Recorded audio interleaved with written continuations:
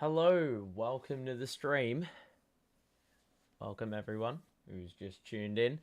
I'm just testing whether this is a better format for the playoffs to do post-game shows and stuff for future reference.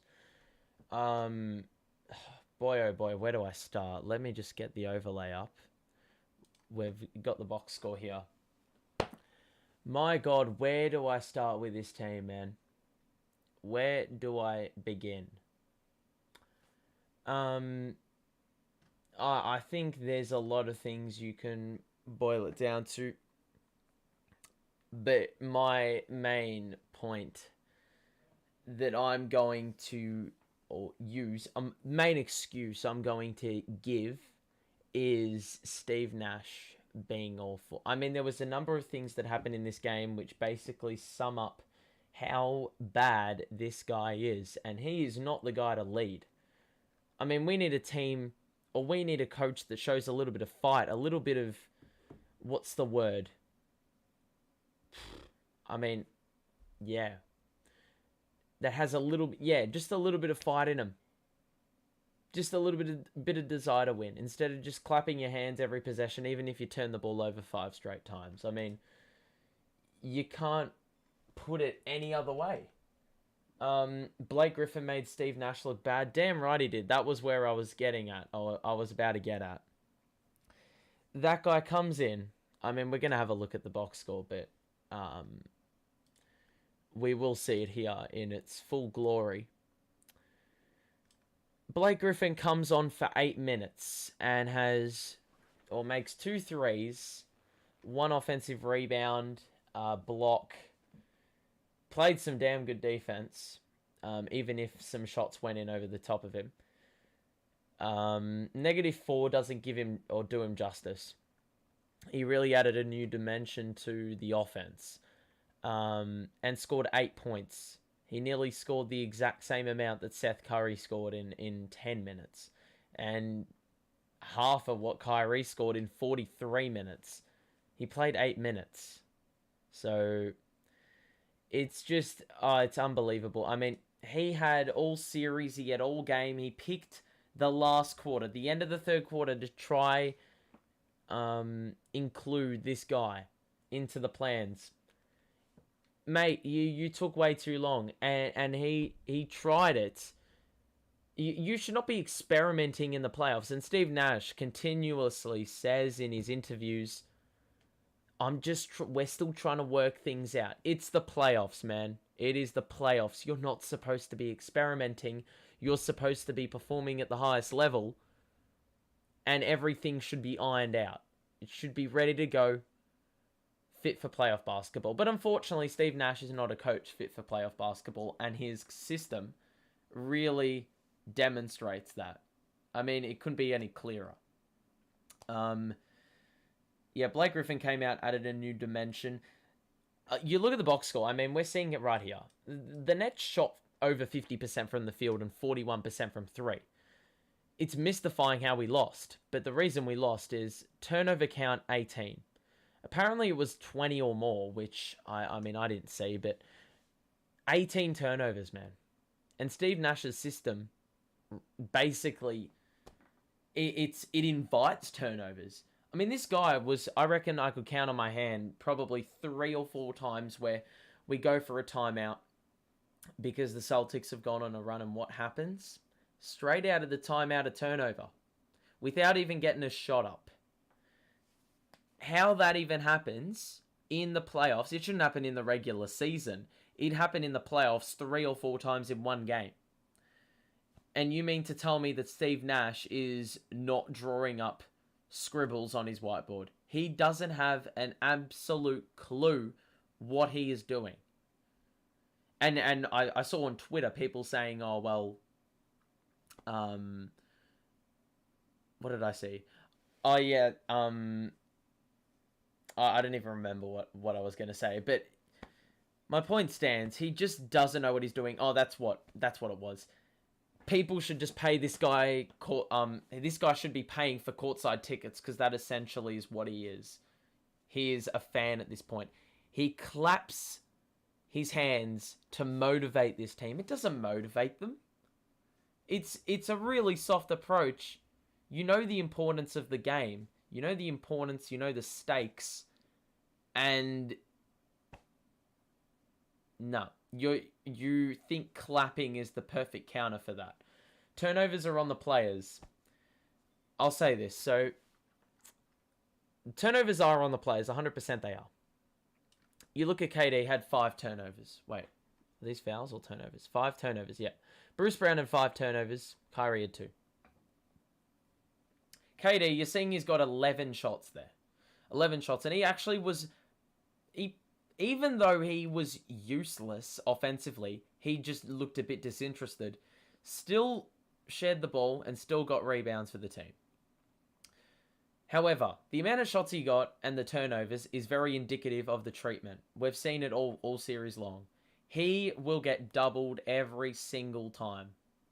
Every single time. It is incredibly difficult for him to get shots off. And people are going to say, well, Kevin Durant is just at fault for all this because he didn't find a way to get more shots up. Well, that's on Nash and his system. I don't know what the coaching staff are doing. They have not drawn up any plays to make KD's life easier. They have not drawn up plays to make Kyrie's life easier. They have not drawn up plays to get enough open looks for the 3-point marksman enough in spite of this. You see Patty Mills, he shot it at 4 of 5. Wasted performance. You see Seth Curry scored 2 threes late. Wasted. They should... I mean, if those two combine for 22 points, you'd take it. But unfortunately, you don't because they weren't found enough. You see Katie with 11 shots. Well, where are the shots going then? They're not going anywhere because we're turning the ball over every possession. And why is that? Because Nash doesn't have plays. The amount of times the clock ran down to 5 seconds and we still hadn't created anything, you might as well have been better off with a James Harden-led offense because it's the exact same thing. The exact same thing. So, yeah. Kyrie Irving missed all 7 of his threes. That, of course, does not help either. He needed to knock down some shots, but unfortunately, they didn't go down. I mean, I liked his aggressiveness today going to the basket, and he was trying to facilitate shots for other players, which he did well. He got 9 dimes. He had 3 steals. You know, you take that. 2 turnovers. I would live with that. I would live with that from a facilitating standpoint. I would 100% take that. But the 16 points is not enough. The 16 points from Kevin Durant is not enough. Bruce Brown has been our best player this series, and it is not even close.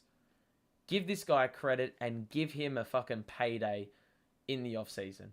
Because he deserves it. He was 10-19. He started this game like he started last game, on fire and carrying our ass. And the stats show it.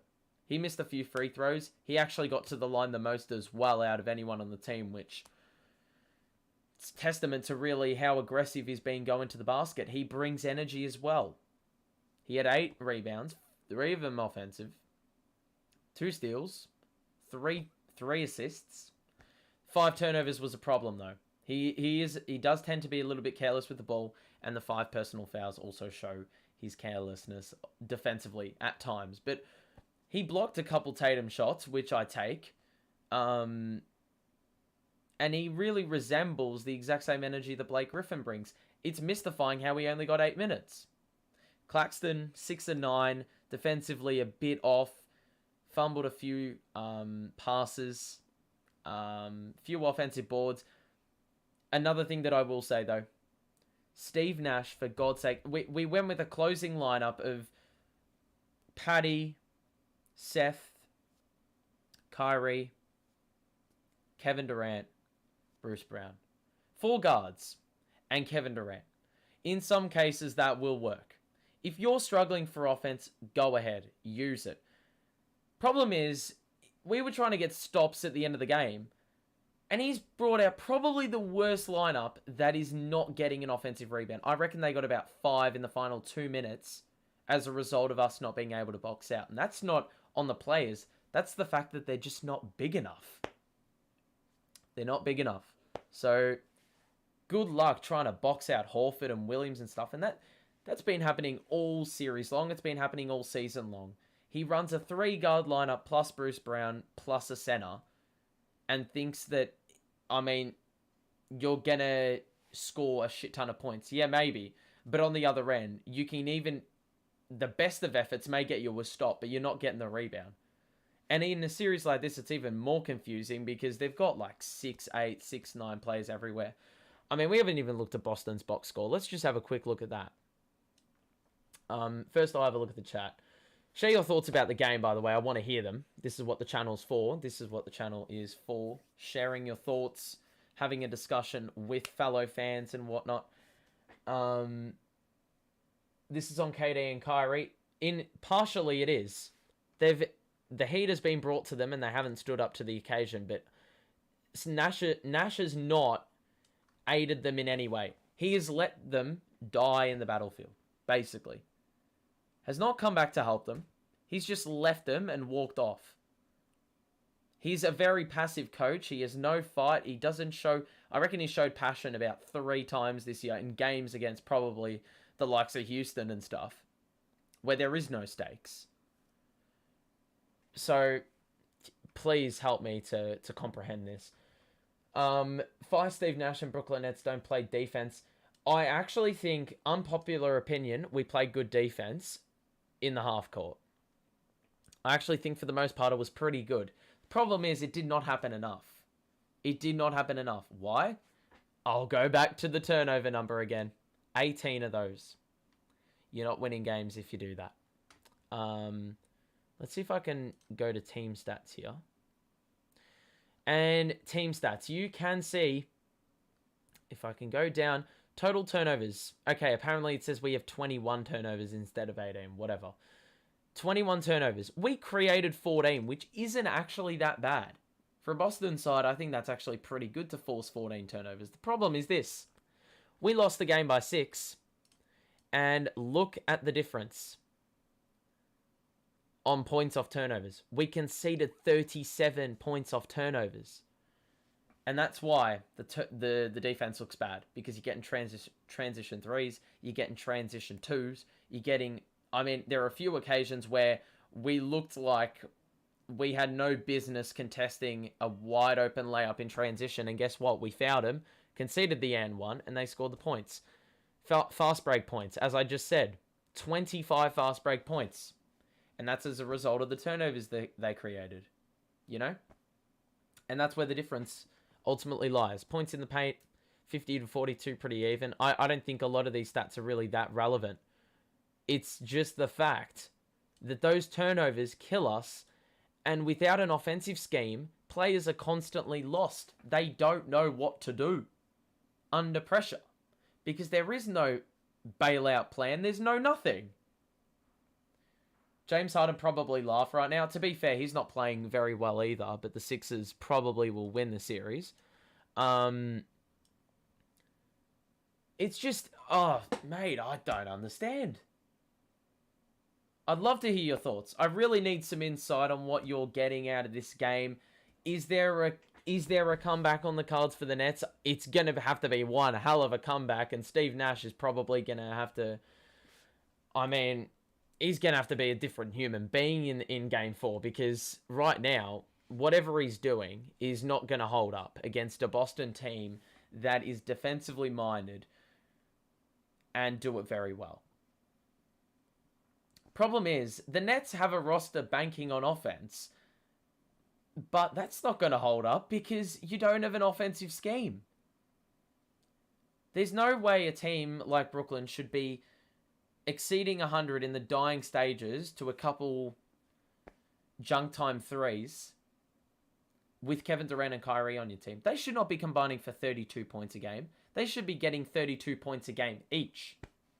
So, man, coaching matters. 100% it matters. There's no doubt about it. And it starts at the top. It starts at the top with the coach. It is the worst thing to set a precedent and clap after you've just conceded turnovers immediately after a timeout and you're clapping. Bro, Go away. Go away and don't coach another basketball team again. Sure, you can coach the Sixers happily, because I'd love to see them go into the ground. I mean, my hatred for the Sixers is pretty clear, but in saying that, he does not deserve to see an NBA court again unless he's a fan, because he's been garbage. Tatum, I think we covered him pretty well, except he made his last, I think it was 7 of 20, and he made 6 of his last 9 shots. So, last quarter, him and Jaylen Brown put the foot down. Last game it was Jaylen Brown. He did it again. Marcus Smart, I mean, he's not really relied on to do a hell of a lot offensively, but he knocked down some very clutch layups, got a few offensive boards, and they led to buckets. Horford and Tice, I mean, they had a big impact last game, but they didn't this game, and we still couldn't get up with the dub.